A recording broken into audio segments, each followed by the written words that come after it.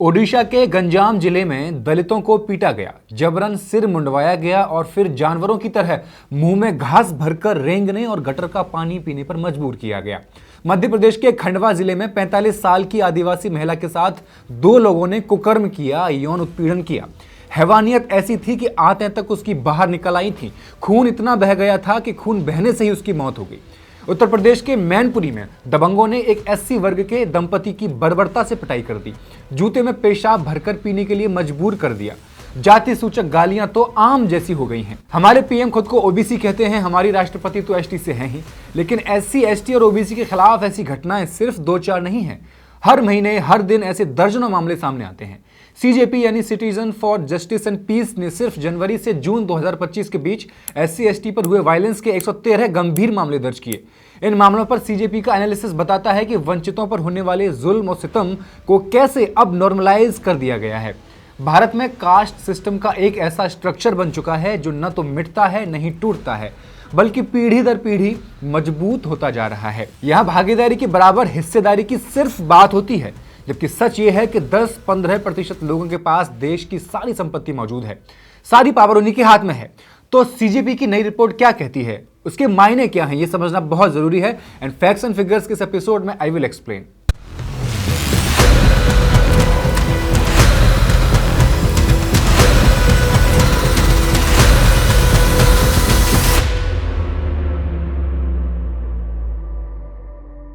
नमस्कार, मैं हेमंत और आप मॉलिटिक्स देख रहे हैं। इतिहासकार आनिया लूम्बा अपनी किताब the everyday violence of caste में लिखती हैं, भारत में जातीय हिंसा दुनिया की सबसे पुरानी और रोजमर्रा में समाई हुई हिंसा का उदाहरण है।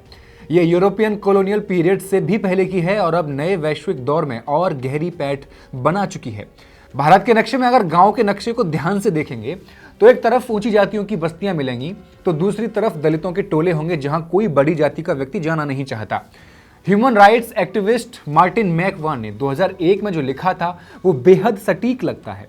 नाजियों ने जब 6 मिलियन यहूदियों को मार डाला तो दुनिया इसलिए दहल उठी क्योंकि ये सब कुछ बहुत कम वक्त में हुआ था।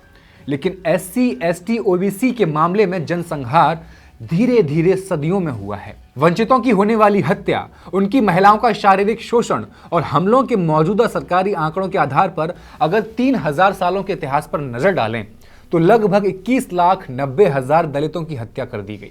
32,85,000 दलित महिलाओं का शारीरिक शोषण हुआ। 7.5 करोड़ से ज्यादा वंचितों पर हमला किया गया। सीजेपी की रिपोर्ट आदिवासी जिंदगियों के बारे में भी कहती है, और क्या कहती है सबसे पहले इसकी बात करेंगे। सल्वा जुडूम का नाम तो सुना ही होगा। बस्तर के जंगलों में साल 2005 के आसपास ये नाम गूंजने लगा। सरकार ने हजारों आदिवासी युवकों को स्पेशल पुलिस ऑफिसर बनाकर हथियार थमा दिए। कहा गया कि ये नक्सलियों के खिलाफ सफाई अभियान है, लेकिन असल में इसने आदिवासियों की जिंदगी उजाड़ कर रख दी। गांव के गांव जला दिए गए, सैकड़ों लोग मारे गए, औरतों के साथ शारीरिक शोषण हुआ, हजारों को घर छोड़कर विस्थापित होना पड़ा। सल्वा जुडूम के बाद फिर आया ऑपरेशन ग्रीन हंट और अब चल रहा है ऑपरेशन कगार। आंकड़े बताते हैं कि सिर्फ 2024 और 25 में ही 400 से ज्यादा लोग मार दिए गए। सरकार दावा करती है कि ज्यादातर माओवादी थे, लेकिन गांव वालों की गवाही कुछ और कहती है, उनमें कई आम ग्रामीण भी थे। एक रिपोर्ट बताती है कि 2018 से 22 के बीच 168 सुरक्षाकर्मी और 327 माओवादी मारे गए, जबकि 335 सबसे ज्यादा आम नागरिक मारे गए। यानी मारे गए लोगों में ज्यादा संख्या आम नागरिकों की थी, न कि माओवादी या सुरक्षा बलों की। यानी गोली हमेशा उन लोगों को लग रही है जिनका असल में इस लड़ाई से कोई लेना देना नहीं था। अगर उत्तर पूर्व की ओर नजर घुमाएं तो मणिपुर आज भी खून और आंसुओं में डूबा हुआ है। मई 2023 से शुरू हुई जातीय हिंसा में अब तक 260 से ज्यादा लोग मारे जा चुके हैं। 60,000 से ज्यादा बेघर हो चुके हैं। जनवरी से जून 2025 के बीच सीजेपी ने देश भर में दलितों पर हुए 113 कास्ट बेस्ड वायलेंस के मामले दर्ज किए, और जब इनका जनरल कैटेगराइजेशन किया तो एक खौफनाक सच सामने आया। दलितों के साथ अत्याचार के मामलों में सबसे खतरनाक आंकड़े हत्या और हिंसा के रहे। 113 में 20.5% मामले हत्या, 18.8% मामले यौन हिंसा के हैं। मतलब दलितों को सिर्फ जाति के नाम पर मार दिया जाता है और दलित महिलाओं की अस्मिता कुचलने के लिए निशाना बनाया जाता है, छोटी जाति से कहकर।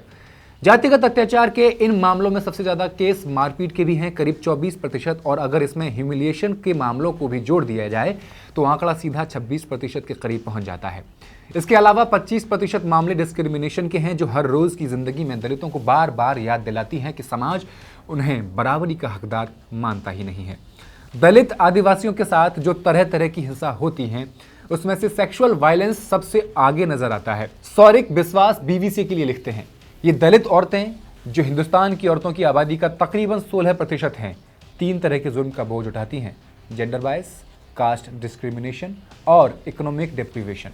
सीजेपी के रिकॉर्ड्स के मुताबिक 113 मामलों में से 29 सेक्सुअल वायलेंस से जुड़े हुए थे। जब बात दलित औरतों की आती है तो तकरीबन 10 रेप केसेस हर रोज दर्ज होते हैं। आदिवासियों के खिलाफ होने वाली हिंसा पर नेशनल क्राइम ब्यूरो रिपोर्ट 2022 बताती है कि आदिवासियों पर होने वाले हमलों के कुल 10,064 केस दर्ज हुए, जो 2021 के 8802 केस के मुकाबले 14.3% ज्यादा थे।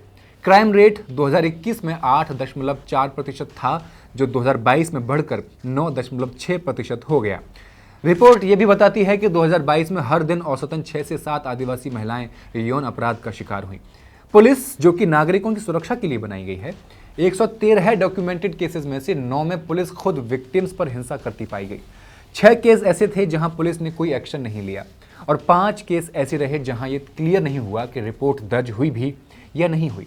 बाकी बचे 92 केसों में भले ही एक्शन लिया गया, लेकिन उनमें से 4 केस बस प्रोसीजर पूरी करने तक ही सीमित रहे। असल जस्टिस कहीं नजर नहीं आया। यह पैटर्न एनसीआरबी के डेटा से भी मैच करता है। 2022 में एससी और एसटी पर हिंसा से जुड़े हजारों केस पेंडिंग इन्वेस्टिगेशन और ट्रायल में फंसे रहे।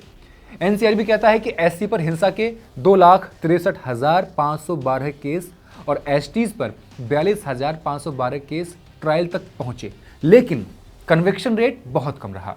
एससी के केसेस में सिर्फ 36% और एसटी में महज 28.1%, यानी कि आधे केसेस भी सॉल्व नहीं हुए, आधे लोगों को भी सजा नहीं हुई जिन्होंने अत्याचार किए। शॉकिंग यह है कि साल के अंत तक एससी पर अत्याचार के 96% और एसटी पर अत्याचार के 95.49% मामले अब भी ट्रायल में लंबित पड़े हुए हैं, यानी सिस्टम खुद जस्टिस को डिले करके विक्टिम के जख्म और गहरे कर रहा है। लेखिका स्निग्धा आदिल कहती हैं, दलितों के साथ होने वाला भेदभाव 2 स्तरों पर काम करता है। पहला जिस्मानी, जिसका असर सीधा शरीर पर होता है। दूसरा लफ्जी, यानी शब्दों, गालियों और सामाजिक व्यवहार से। ये दोनों मिलकर दलितों के साथ एक ऐसा बार बार दोहराया जाने वाला तजुर्बा बना देते हैं जिससे उनकी जिंदगी हर रोज हाशिए पर महसूस होती है।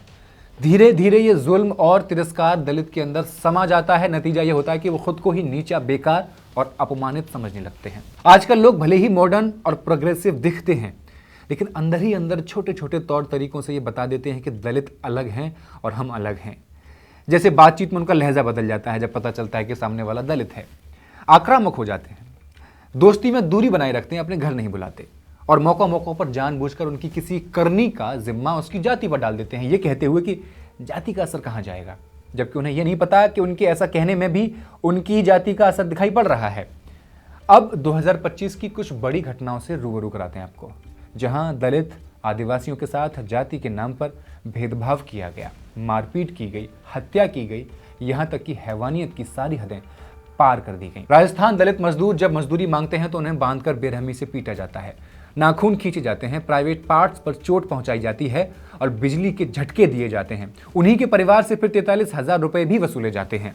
उत्तर प्रदेश में एक दलित परिवार को लाठी डंडों और रॉड से इसलिए मारा जाता है क्योंकि वो मैरिज हॉल में शादी करने की हिम्मत कर लेता है। बिहार में 11 साल की एक मासूम दलित बच्ची का यौन शोषण होता है। उसके शरीर पर चाकुओं के लगभग 20 जख्म दिए जाते हैं। बच्ची एम्बुलेंस में 5 घंटे दर्द से कराहती है और अंत में उसकी मौत हो जाती है इलाज के दौरान। कोयम्बटूर में एक दलित व्यक्ति की मौत बहुत ही सस्पेंसफुल तरीके से हो जाती है। नाम था धनुष।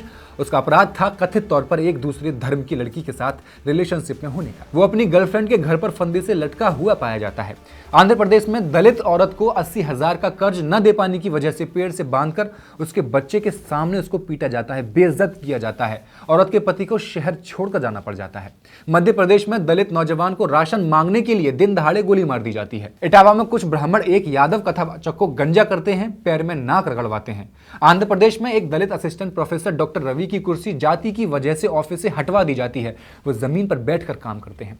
कर्नाटक में ही एक दलित औरत को स्कूल में हेड कुक बनाए जाने के बाद लगभग सभी छात्र स्कूल छोड़ देते हैं। मध्य प्रदेश में दलित परिवार अपनी जमीन पर बीज बो रहे होते हैं तो कथित तौर पर गुर्जर बिरादरी उस परिवार के मर्दों और औरतों को पीटते हैं और बीज छीनकर अपने खेत में बो देते हैं। राजस्थान में 8 साल के दलित बच्चे को पानी का घड़ा छूने पर पेड़ से उल्टा लटका कर बेरहमी से पीटा जाता है। एक 8 साल के बच्चे से स्कूल का बाथरूम साफ कराया जाता है। मध्य प्रदेश में 25 साल के ओम प्रकाश बाथम की बेरहमी से हत्या कर दी जाती है क्योंकि वो दूसरी जाति में शादी कर लेता है। उत्तर प्रदेश में दलित इंजीनियर लाल सिंह के दफ्तर में भाजपा नेता मुन्ना बहादुर घुसकर जाति सूचक गालियां देते हैं और सिर पर जूते मारते हैं एक अधिकारी के। ये घटनाएं बताती हैं कि दलित कथा नहीं सुन सकता, मैरिज लोन में शादी नहीं कर सकता, उसकी बच्चियों को अस्पताल में इलाज नहीं मिल सकता, प्रोफेसर होने के बावजूद वो कुर्सी पर नहीं बैठ सकता और पानी का घड़ा तो छू लिया तो पता नहीं लेने के देने पड़ जाते हैं। अपराध के ये मामले उस लिबरल सोच को खुली चुनौती देते हैं जो ये मानता है कि वक्त और डेमोक्रेटाइजेशन के साथ समाज ज्यादा सिविलाइज्ड हो जाते हैं। हकीकत यह है कि तरक्की और जमहूरियत के बावजूद बर्बरियत न सिर्फ जारी रहती है बल्कि और शार्प हो सकती है। वीडियो का अंत हम डॉक्टर बाबा साहब अम्बेडकर के कथन से करेंगे, जब पुलिस और जुडिशरी खुद जातिगत पूर्वाग्रह से मुक्त न हो तो कानून से न्याय की उम्मीद करना एक भ्रम है। धन्यवाद।